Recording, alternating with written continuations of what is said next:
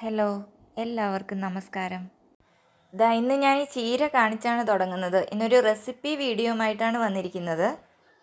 അമ്മയുടെ സ്പെഷ്യൽ കറിയാണ്. ബ്രേക്ക്ഫാസ്റ്റിനോ ലഞ്ചിനോ വേണ്ടി ഉപയോഗിക്കാൻ പറ്റുന്ന എളുപ്പത്തിലുള്ള 2 കറികൾ. ഇതിനായി നന്നായി കഴുകി വൃത്തിയാക്കിയ ചീര അരിഞ്ഞു വെക്കാം. 1 കപ്പ് പരിപ്പ് നമുക്ക് കുക്കറിലേക്ക് ഇട്ട് നന്നായിട്ട് കഴുകി വൃത്തിയാക്കി ആവശ്യമുള്ള വെള്ളവും ഒഴിച്ചു വെക്കണം. പിന്നീട് ഇതിനാവശ്യത്തിനുള്ള അരപ്പ് റെഡിയാക്കാം. അതിനായി വെളുത്തുള്ളി വേണം, ചെറിയ ഉള്ളി, ഒരു 2 പിടി തേങ്ങ, കറിവേപ്പില, ജീരകം, മഞ്ഞൾപ്പൊടി, ഉപ്പ് ഇത്രയും ഇട്ട് നന്നായിട്ട് അരച്ചെടുക്കുക.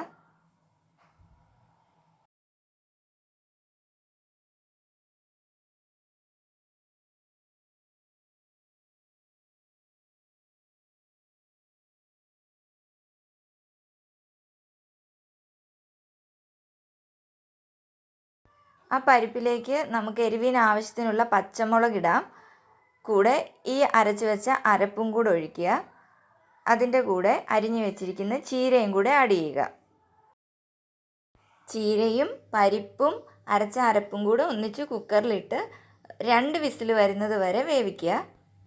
പിന്നെ പരിപ്പിൻ്റെ വ്യത്യാസത്തിനനുസരിച്ച് വിസിൽ വരുന്നതും വ്യത്യാസപ്പെടും. നമുക്കിവിടെ എളുപ്പത്തിൽ വേകുന്ന പരിപ്പായതുകൊണ്ട് തന്നെ 2 വിസിൽ മതിയായിരുന്നു.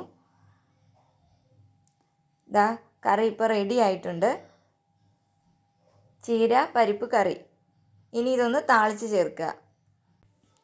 താളിക്കാൻ കടുക് പൊട്ടിച്ച് ചെറിയ ഉള്ളി മൂപ്പിച്ച് കറിവേപ്പിലയിട്ട് കറിയിലേക്ക് ഒഴിക്കുക. അങ്ങനെ സ്വാദിഷ്ടവും ഹെൽത്തിയുമായ ചീര പരിപ്പ് കറി റെഡി ആയിട്ടുണ്ട്. ഇത് ബ്രേക്ക്ഫാസ്റ്റിൻ്റെയും ലഞ്ചിൻ്റെയും കൂടെ നമുക്ക് കഴിക്കാൻ പറ്റും. അധികം എരിവൊന്നും ഇല്ലാത്തത് കൊണ്ട് കുഞ്ഞുങ്ങൾക്ക് നന്നായിട്ട് ഇഷ്ടപ്പെടും. ഈ കറിക്ക് അധികം എരിവില്ലെന്ന് പറഞ്ഞല്ലോ, അതുകൊണ്ട് തന്നെ എരിവ് ഇഷ്ടപ്പെടുന്നവർക്ക് മറ്റൊരു കറിയും കൂടെ നമുക്ക് നോക്കാം. വളരെ എളുപ്പത്തിലും പെട്ടെന്നും തയ്യാറാക്കാൻ പറ്റുന്ന ഒരു മുളക് ചമ്മന്തിയാണ്. അതിനായി ഒരു ചീനച്ചട്ടി അടുപ്പത്ത് വെച്ച് നന്നായിട്ട് എണ്ണ തിളച്ച് കഴിയുമ്പോൾ ഇഞ്ചിയും വെളുത്തുള്ളിയും നന്നായിട്ട് മൂപ്പിക്കുക. അതിൻ്റെ കൂടെ ഒരു 1-2 സവാള ഇട്ട് നന്നായിട്ട് വഴറ്റി മൂപ്പിക്കുക. കൂടെ കറിവേപ്പിലയും ഇടുക, ഉപ്പും ഇടുക. ഇത് കുറച്ച് സമയം ഇളക്കി അതൊരു കളറ് മാറുന്നത് വരെ നമുക്ക് ഇളക്കി സവാളയൊന്ന് മൂപ്പിച്ചെടുക്കണം. സവാള നന്നായി മൂത്ത് വരുമ്പോൾ അരിഞ്ഞു വെച്ച തക്കാളിപ്പഴം ചേർക്കുക. നമ്മൾ വളരെ കുറച്ച് ക്വാണ്ടിറ്റി ഉണ്ടാക്കുന്നുള്ളത് കൊണ്ട് തന്നെ ഒരു തക്കാളിപ്പഴമേ എടുത്തിട്ടുള്ളൂ. അതൊന്ന് ഇളക്കി യോജിപ്പിച്ചതിന് ശേഷം മുളക് പൊടി ആവശ്യത്തിന് ഇടുക. എരിവിന് ആവശ്യത്തിനുള്ള മുളക് പൊടിയാണ് ചേർക്കേണ്ടത്. ഇത് നന്നായിട്ട് വഴറ്റുക. കുറച്ച് സമയം ഇളക്കിയതിന് ശേഷം നമുക്കിത് അടച്ച് വയ്ക്കാം. അടച്ച് വെച്ച് വീണ്ടും ഇടയ്ക്കിടയ്ക്ക് തുറന്ന് നമ്മൾ ഇളക്കി കൊടുക്കണം. അങ്ങനെ എണ്ണ തെളിഞ്ഞ് കഴിയുമ്പോൾ നമ്മുടെ ടൊമാറ്റോ മുളക് ചട്നി റെഡിയാകും.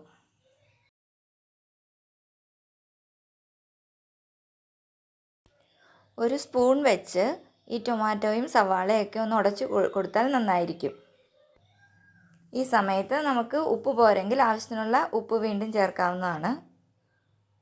ഇത്രയേ ഉള്ളൂ.